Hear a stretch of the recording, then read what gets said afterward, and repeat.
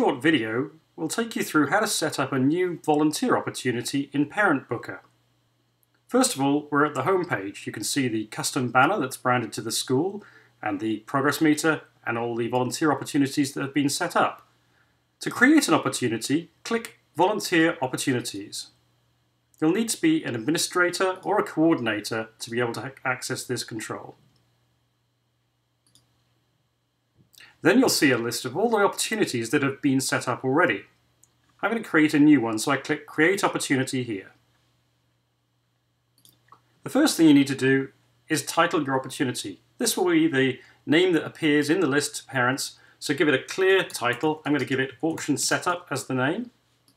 And then I can choose between 3 different types of opportunity. Single event with tasks at the same time. So this is what you want to choose if you have a very simple opportunity. Maybe you need 3 volunteers to help renovate a building or help out on a field trip all at the same time. Choose that option. For more complex events, where you need people at different times, for instance for an auction or a fun fair, where you need people arriving at different times of day, or perhaps you have a parent-teacher evening where you need slots filled every 20 minutes, you would choose single event with tasks at different times. Lastly, if you have an event that is every day of school, or perhaps it's every Monday and Thursday that school is in, then choose recurring event. ParentBooker already is set up with your school's calendar, and using recurring event, you can very quickly set up an event to occur on every school day, on every Thursday that the school is in. It makes it extremely quick and it avoids the tedium of having to set up events at very specific times on every single school day. So here I'm going to say I need an event, I need people to attend a single event with tasks at different times. This auction setup is taking place in the parish centre. This information will be relayed to any parent on the page they see when they look at the opportunity, and it's also contained in the email notifications and reminders. The same is true for the description. So in the description it's useful to put, what is the opportunity about, help us set up the auction. And also, since this is sent out in the emails that go out as reminders, it's useful to say, if you can't make it,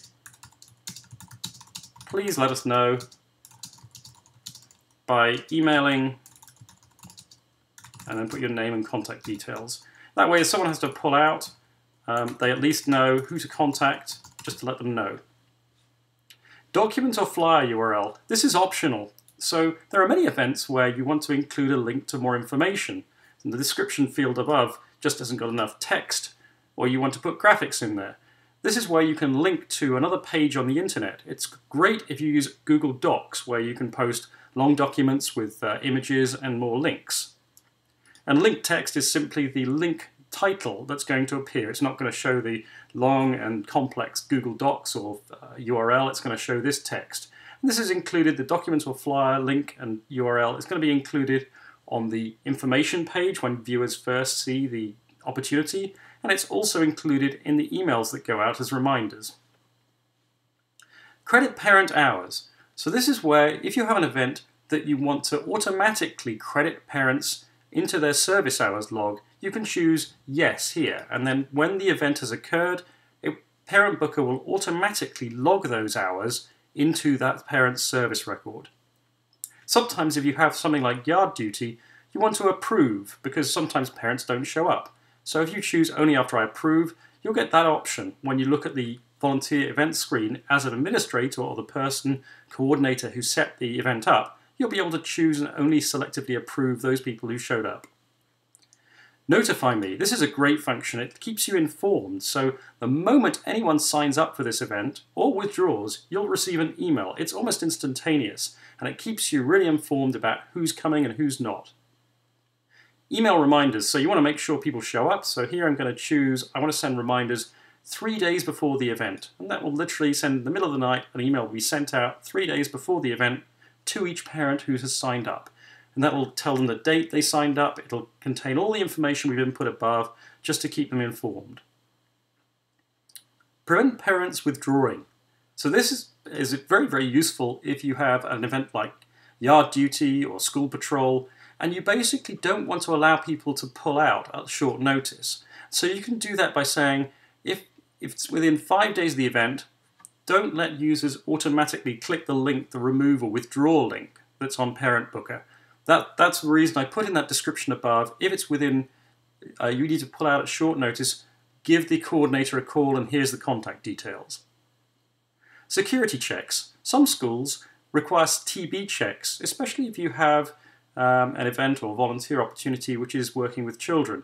So you can check the box saying a TB check is required. The same is appropriate if you have a background check required. Now, if you check those boxes and the volunteer event will still be publicized to the people you target, if the person clicks to sign up for this event and they do not have the required checks, either TB check or background check, they'll get a dialogue saying you need to have these checked on record with the school before you can sign up. I'm going to uncheck these, but that's how those are used. It's a great option if you need that security. The actual checks themselves, by the way, need to be performed separately, and the school simply adds a record of those checks to the parent's file in Parent Booker. Now, volunteer targeting. Obviously, you've got several hundred parents in the school, but you don't want to send emails about this event to everyone. Perhaps it only applies to people in 3rd grade, or perhaps it applies to people in certain groups. So you can set up groups. A group could be as easy as the auction committee. It could be the school board. So, it could be, as you can see here, all the classes. So this allows you to select all parents, or just specific parents based on the groups that they belong to. Now, of course, there are situations where some parents have children in multiple grades. Don't worry about that. The email system in Parent Booker will deduplicate all emails. So any parent, even though they have multiple children, you've checked boxes for 3rd, 4th, and 5th grade, Parent Booker will take care of deduplicating that. So I'm going to click Next, and I'm going to be taken to the screen where I can then set up an email to inform parents about the school if I so want. This is an optional.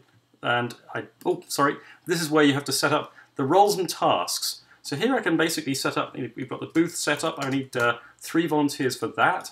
And I can say that's on a particular day. So I use the format month, day, year. And I need those people at 10 AM until 12 AM. Make sure you use the AM and PM correctly. Sometimes it catches you out. And if you need to add another task, you simply click Add Task, and now I need people to man the booth.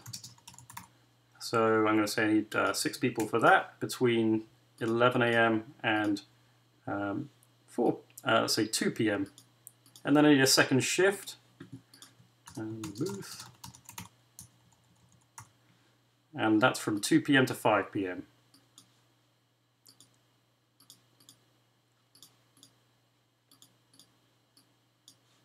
So now I'm ready, I've got all the tasks set up. Now if I was creating something like a parent-teacher conference, I can very easily do that. So I can say, add each new task 20 minutes, for instance, after the previous one. And what that'll do is each time I hit Add Task, it'll create a new row, but the time will be 20 minutes or however many minutes I choose after the previous one. So I'm all ready, I'm going to click Next. And this is the screen where I can set up the email blast that tells parents about this opportunity. It automatically pre-populates who it's coming from. It knows I'm logged in and it's pre-populated my email address.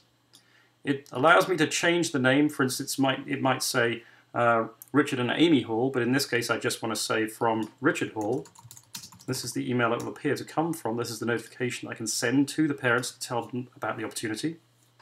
It's pre-populated a subject, but I can change that. This is based on the name of the school and the title of the volunteer event. And then lastly, it's the message body. Now, something to be considered when you're entering the message body is it's automatically going to put at the beginning of each message the names of the parents. So it would say above this, Jason and Mary, Hogwarts demo needs volunteers. That's automatically inserted for each individual email, so it's personalized. And then at the end of the email, it's going to include a link saying find out more with a link to the volunteer sign-up page. So if people click on that link, they'll be taken to login. Once they log in, they'll be then able to sign up on the spot. If you're unsure if the email is going to look right, there's a send test email button. If I click that, it will literally just fire off an email to me, taking just a moment, and I can see that that email is formatted correctly. If I don't want to send an email, but I want to save the event, So yeah, and test email's now gone out and it's confirmed it. If I don't want to send a test email or just save the event, I can click Save but Don't Send Email, and that will create the opportunity, and people will see it if they meet the criteria I set, being say 4th grade parents, but they won't get an email. And lastly, if I do want to send an email, you click Send Email and Save. So that's it. That's as easy as it is to set up a volunteer opportunity. You can see how quick that was. Hopefully, if you find that very easy and it helps you recruit and schedule and coordinate volunteers at your school.